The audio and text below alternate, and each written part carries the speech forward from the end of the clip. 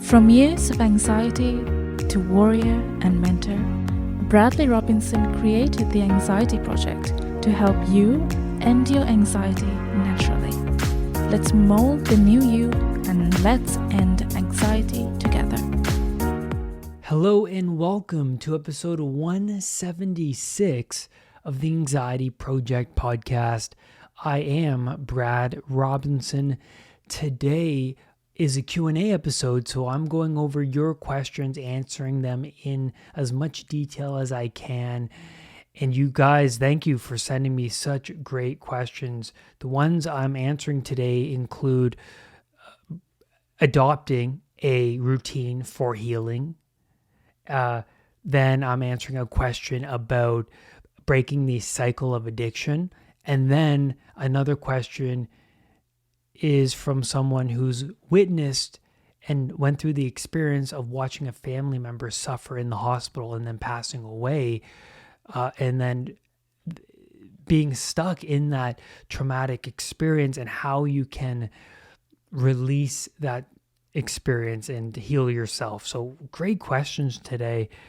But before we dive in, I want to see and hear what you have to say about previous episodes, starting with Darren J.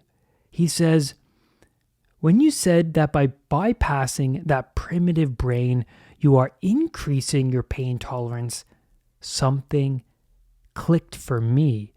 Then trying cold showers, I realized how great I feel afterwards. I did something challenging before the daily challenges. Absolutely, Darren. I'm glad that clicked with you. Sumar66 says, I'm having a hard time with cold showers. I find them difficult. Any help? Absolutely. Well, first of all, work your way up to, because, well, you hear Wim Hof or you hear other people who take cold showers. They spend many minutes in there underneath, lathering themselves all the way fully under for 5-10 minutes. And it can be quite daunting, right? Or if you are just starting out and very sensitive to this challenge, well, I would recommend that you start off small, right? Increase the coldness over a period of time. Because think about it, you've been practicing hot showers, or you've been conditioned to hot showers for your whole life, I assume. And now that you're transitioning into this totally different way of being, or you can say this totally different routine in a complete and opposite direction.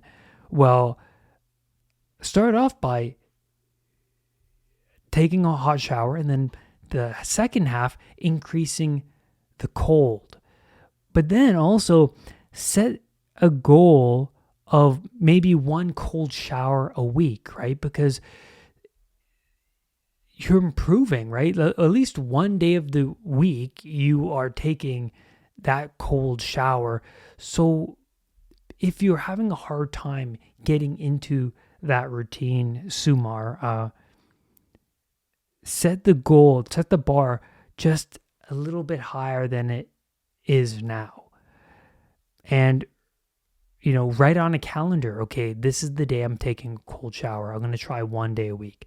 And then you succeed, and what happens? You get motivated to push yourself a little bit more. The first question in this Q&A episode comes from Malika. They say, how do you create healthy routines for healing and actually follow them, especially morning and night ones? So, Malika, I'm assuming that you're having difficulty following goals that you're setting for yourself right now.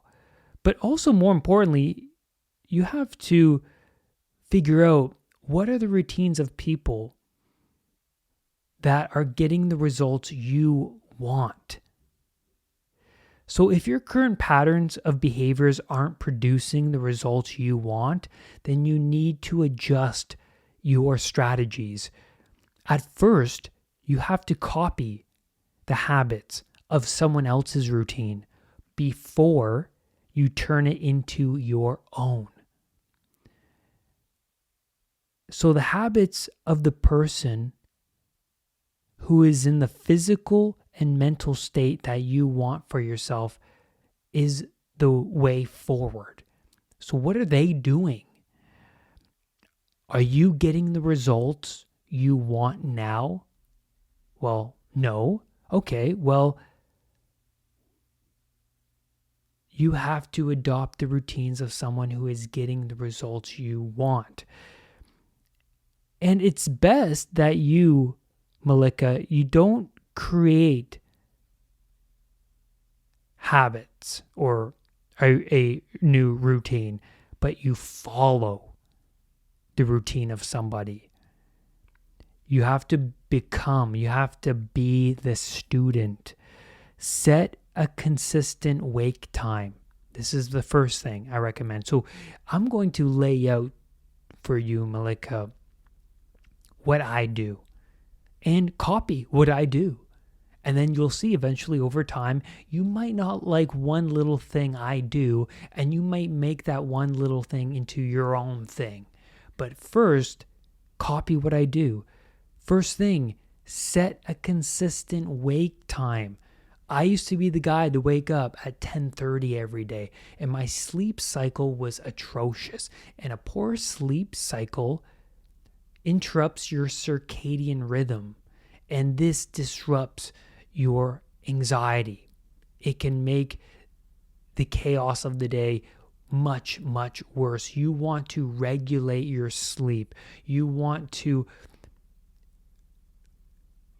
routine your lifestyle as much as you can, because I've noticed what makes up the anxious personality, a chaotic mind, is someone who's all over the place. There's no order and structure.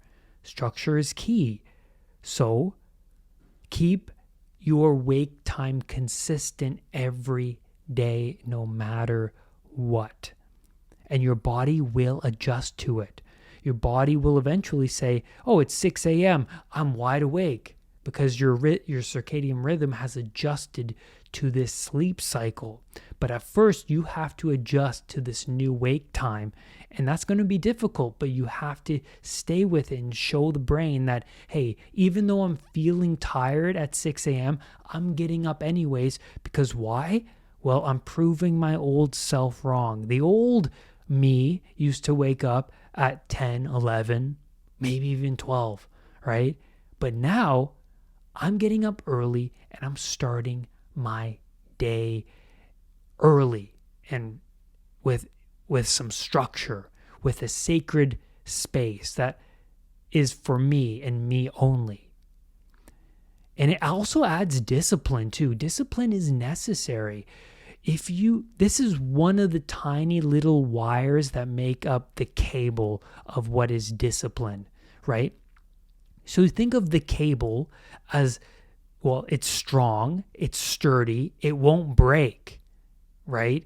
And so the tiny wires, think of those wires as tiny habits that make up the strong, sturdy, foundational cable, right? So yes, that one little wire could be waking up at the same time at 6 a.m. every day. Now, you have to endure those sleepy mornings before your body adjusts, like I said before. And, when you start to question, oh, this probably isn't for me, or I should probably sleep in, or, I don't think I could do this. Well, your old self, which wasn't working, it needs to be proven wrong. And you need to push through this resistance. Then the next thing I do is meditate. Start off 10 minutes. And I recommend you download this app called Insight Timer. INSIGHT Timer. Not a sponsor. I love the app because you can get guided meditations. There's actually a 7-day beginner's course on the app, I believe. I hope it's still there, but it's fantastic. You do it every single morning. It's like 10 minutes long each session, and it's guided. And I recommend that. The second thing is, or the third thing I should say, is journal. Write in a journal. But a lot of people aren't consistent with their journaling is because they don't know how to structure a journal, or they're perfectionists. But here's how you structure a journal. You write 3 things you're grateful for. You write 3 things you're excited about today. You write the goal of your day. And then write all the negative thoughts that come to your mind so that you get it out onto paper, and so that they're not clustered up inside your mind. And then the next thing you do is stretch out all of your muscles, because your body is tense in the morning. It wants to stretch itself out. And so on the floor, randomly stretch out your muscles. You'll feel better. That's what I do in the mornings. And so if you're having a hard time being consistent with a morning routine, write out a contract with yourself and sign it saying, I will designate the next 2 months with a morning routine, or a morning and night routine, and have a clear goal in mind. Have a clear aim and tape it onto your wall. Whatever is necessary to remind yourself that you need to change. Change is necessary. And stumble forward, because at first you could have a couple days where you are unsuccessful, and this can deter and steer you away from the goal, because people lose the confidence that, they can't do it. But note where you came from, the days you were successful in those routines. And that is eye-opening, because when you start to say, hey, even though I failed those 2 days, I went 3-4 days with this routine. That's 4 days more than you were successful before when you didn't do any of these routines. And so this is a battle between you and yourself. And in regards to night routines, I highly recommend an hour before bed, no stimuli, no phones, no emails, no TV, no video games. Take a hot bath, light some incense, meditate for 10 minutes, write out your schedule for the next day so that you're not waking up an hour into your sleep thinking, I need to do this or I need to do that. Write down everything on paper and ease your way into bed. That's really important. The next question comes from Hayden. You have helped me with my health anxiety so much, and thank you. But I feel like my anxiety is so much worse when I do not have vape, nicotine. Is there any way that I could lessen my anxiety from it and completely stop vaping? Well, first of all, Hayden, you are experiencing the withdrawal. From what I tell from your question, when you stop, when you don't have your vape, your anxiety gets worse. I see that as withdrawal. Now, I got withdrawal in so many areas of my addictions. When I stopped caffeine, I had caffeine withdrawal. When I stopped eating sugar and carbohydrates, well, I had carb withdrawal. I had anxiety. I had frustration. I had headaches. I had tension and agitation, distress, lack of focus.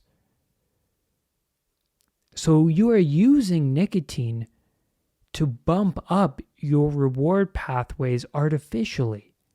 You're trying to, as soon as your body begins to experience withdrawal, you go back to the nicotine so that you can bump up that reward circuitry to where it was before. Because what happens in withdrawal is your brain is coming back down to a homeostasis state. There's a seesaw effect happening in the pleasure and pain part of the brain. So when you take these artificial stimuli to feel good, the pleasure goes up and then the pain starts to come down. But what happens when you stop doing the substance is the pain starts to rise and the pleasure starts to come down. And when you start to feel that pain, when you start to feel that agitation, frustration, a sense of lack, what do? You do the substance again. And then what happens? The pleasure goes back up and the pain goes back down. But we need the pain to come back up so that it reaches its homeostasis state, because that's what the brain is doing. It's such a reward, right?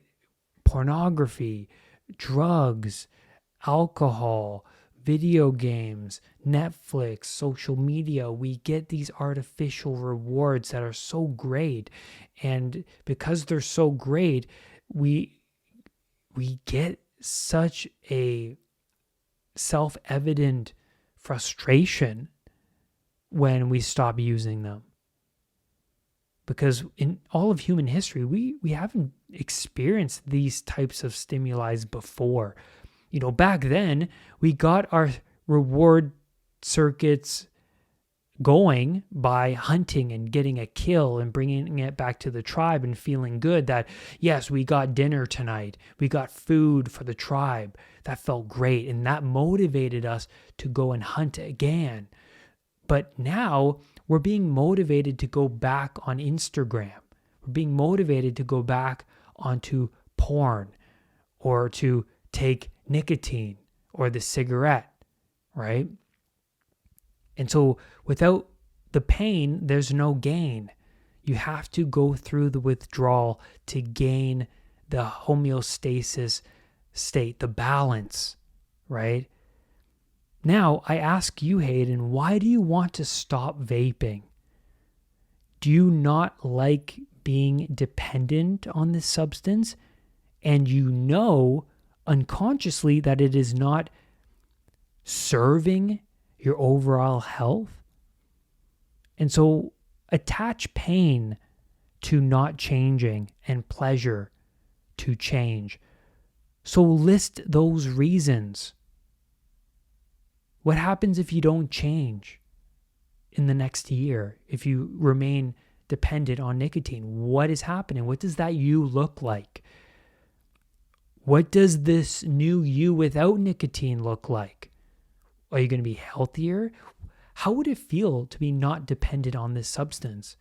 Also, surrounding yourself with people who overcame addictions is quite useful because you start to absorb their energy and that motivation increases for you to pursue through this resistance and to obtain that goal.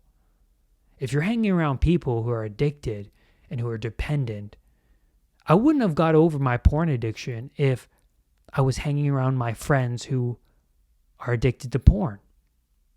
That wouldn't have worked. What I did was I was surrounding myself with people online, podcasters, YouTubers, who overcame the addiction, and I was studying them.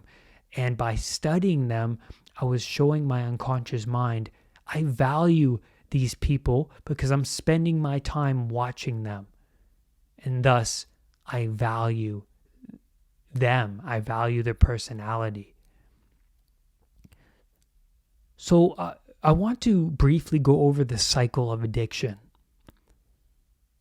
There's pain, and then you use the addictive agent, And then there's the temporary anesthesia or the distraction.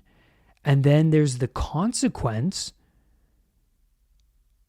And then there's the shame and guilt leading to pain and low self-esteem, which leads you back into the addictive agent. It's a vicious cycle. You're not going to stop, Hayden, without the discomfort of anxiety. It's going to be there.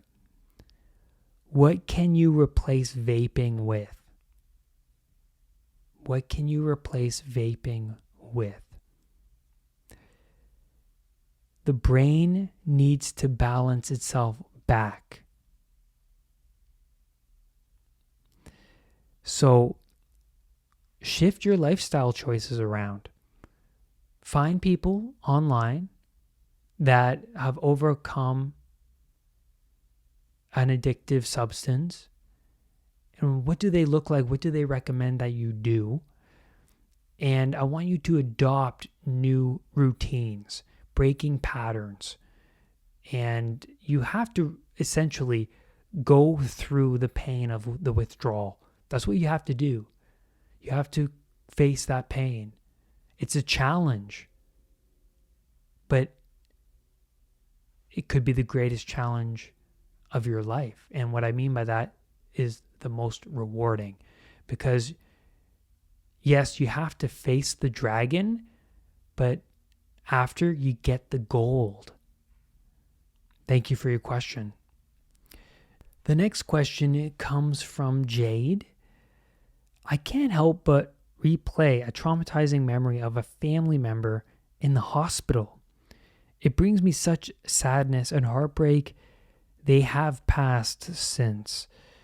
Thank you, Jade, for that comment. It's not an easy thing to go through that, and I've been through that a couple times.